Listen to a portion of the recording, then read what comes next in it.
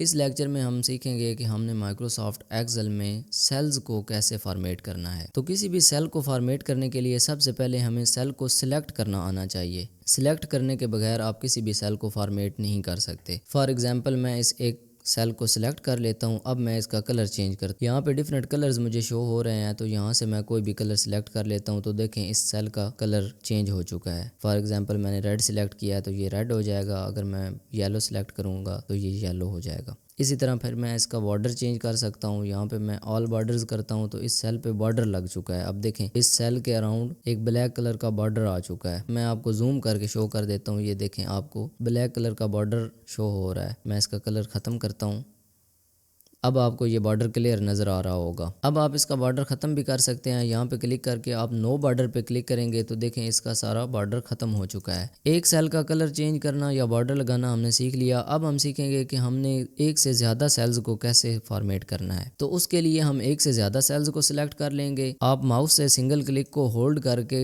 Mouse کو drag کر کے بھی سلیکٹ کر سکتے ہیں، جتنے بھی سیلز آپ کو چاہیے ہوں گے آپ اتنے سیل سلیکٹ کر لیں، یا پھر آپ شفٹ اور ایرو کیز کی مدد سے بھی سیلز کو سلیکٹ کر سکتے ہیں۔ فار ایگزامپل میں shift plus right arrow use کرتا ہوں تو رائٹ سائڈ پہ یہ سیلز سلیکٹ کرتا جائے گا۔ اسی طرح میں shift plus left arrow use کروں گا تو یہ لیفٹ سائڈ پہ سیلز کو سلیکٹ کرتا جائے گا، اور اگر میں شفٹ ڈاؤن ایرو یوز کروں گا تو ڈاؤن سائڈ پہ سیلز سلیکٹ کرے گا۔ اسی طرح جب shift plus up arrow use کروں گا تو یہ اوپر والی سائڈ پہ سیلز کو سلیکٹ کرے گا۔ اور میں اگر ایک کالم یا ایک رو کے اندر 2-3 سیلز کو سلیکٹ کر لیتا ہوں اور پھر shift plus right arrow use کرتا ہوں تو یہ ان سارے کالمز کو آگے سلیکٹ کرتا جائے گا، جہاں تک مجھے چاہیے ہوں گے وہاں تک یہ سلیکٹ کر لے گا۔ اب یہ سارے سیلز سلیکٹ ہو چکے ہیں، تو ابھی میں ان کا اگر کلر چینج کروں تو ان سارے سیلز کا اکٹھا کلر چینج ہو جائے گا، یا پھر اگر میں بارڈر لگانا چاہوں تو ان سارے سیلز کے اوپر بارڈر لگ جائے گا، یا پھر اور جو بھی چینج میں کرنا چاہ رہا ہوں وہ میں ان کو سلیکٹ کر کے کر سکتا ہوں۔ اب میں اس کو سلیکٹ کر کے نو بارڈر کر دیتا ہوں تو یہ بارڈر یہاں سے ختم ہو جائے گا۔ اب ہم سیکھتے ہیں کہ ان سیلز کے اندر کچھ ٹیکسٹ لکھ کر اس کو ہم کیسے فارمیٹ کرتے ہیں۔ فار ایگزامپل میں لکھتا ہوں آئی لو پاکستان، اور اس کے سیل کی وڈتھ تھوڑی میں انکریز کر لیتا ہوں۔ اب میں اس ٹیکسٹ کو فارمیٹ کرنا چاہ رہا ہوں، تو سب سے پہلے میں نے اس سیل کو سلیکٹ کر لینا ہے، اور یہاں سے میں اس کا فونٹ چینج کر سکتا ہوں۔ یہاں سے جو بھی فونٹ مجھے چاہیے ہوگا میں اس کو چینج کر لوں گا، تو یہ آپ دیکھیں میرے پاس جو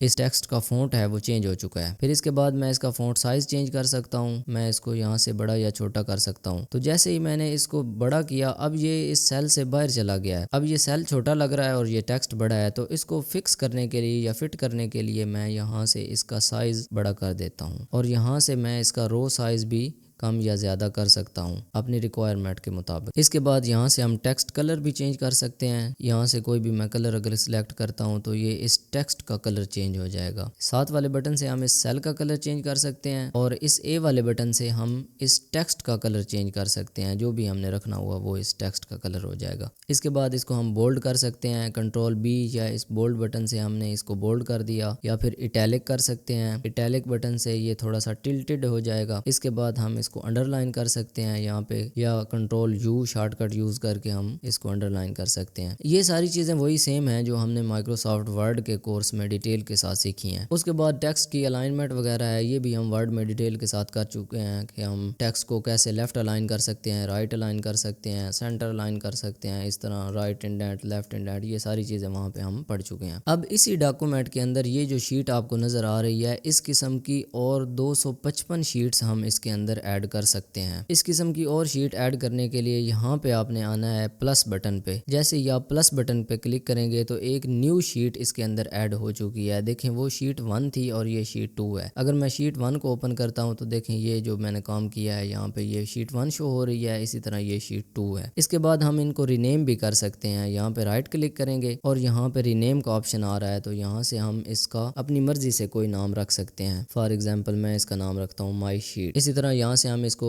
ڈیلیٹ بھی کر سکتے ہیں، موو کاپی کر سکتے ہیں، پروٹیکٹ بھی کر سکتے ہیں، پاسورڈ وغیرہ لگا سکتے ہیں تاکہ کوئی اور اس کو یوز نہ کرے۔ ڈیلیٹ روز، کالمز، یہاں سے ڈیفرنٹ چیزیں ہیں ان کو ہم یوز کر سکتے ہیں۔ یہاں سے اس کو ہائیڈ ان ہائیڈ کر سکتے ہیں۔ شیٹ کی جو ٹیبز ہیں جن کے اندر شیٹس کے نیمز شو ہو رہے ہیں ان کا کلر ہم چینج کر سکتے ہیں۔ دیکھیں اب اس کا کلر چینج ہو چکا ہے۔ اسی طرح میں اس کا کلر کوئی اور کر دیتا ہوں، فار ایگزامپل ریڈ کر دیتا ہوں، تو اب یہ تھوڑا ڈیفرنٹ کلر ہے، یہ اور کلر ہے۔ اسی طرح ہم یہاں سے اس کو ہائیڈ ان ہائیڈ کر سکتے ہیں، अगर मैं हाइड के बटन पे क्लिक करूँ तो ये शीट हाइड हो चुकी है, अब यहाँ पे शो नहीं हो रही। अब इस शीट को दोबारा अनहाइड करने के लिए या सामने शो करने के लिए मैं इस पे राइट क्लिक करूंगा और यहाँ पे है अनहाइड का बटन। इस पे जब मैं क्लिक करूंगा तो ये मुझसे पूछेगा कि कौन कौन सी शीट्स आप अनहाइड करना चाह रहे हैं। तो मैं माई शीट को अनहाइड करूंगा तो ये वाली शीट यहाँ पे दोबारा शो हो जाएगी। जब इस पे आप क्लिक करेंगे तो जितनी भी शीट्स हैं ये सिलेक्ट हो चुकी हैं। अच्छा, इन सारी शीट्स को सिलेक्ट करने के बाद आप इनको ग्रुप भी कर सकते हैं। सिलेक्ट ऑल करके मैंने यहाँ पे ग्रुप कर दी और फिर हम इनको अनग्रुप भी कर सकते हैं। आज के लेक्चर में हमने सेल की फॉर्मेटिंग सीखी, सेल को कैसे फॉर्मेट करना है, फिर उसके अंदर टेक्स्ट को कैसे फॉर्मेट करना है। इसके बाद हमने देखा कि हम माइक्रोसॉफ्ट एक्सेल के एक सिंगल डॉक्यूमेंट में कितनी शीट्स ऐड कर सकते हैं और शीट्स को कैसे ऐड करते हैं, उसको रीनेम कैसे करते हैं, डिलीट कैसे करते हैं, सिलेक्ट कैसे करते हैं, डिफरेंट चीज़ें हमने सीखी हैं। इसके बाद हमने सीखा कि हम उन शीट्स को रीनेम कैसे करते हैं, मूव, कॉपी, प्रोटेक्ट कैसे करते हैं, उनके कलर्स कैसे चेंज करते हैं, हाइड अनहाइड कैसे करते हैं और सिलेक्ट करके उनको ग्रुप या अनग्रुप कैसे करते हैं। नेक्स्ट लेक्चर में इंशाल्लाह हम कुछ बेसिक फार्मूलाज जो है ना वो सीखेंगे, क्योंकि एक्सेल शीट में सारा काम ही फार्मूलाज का होता है।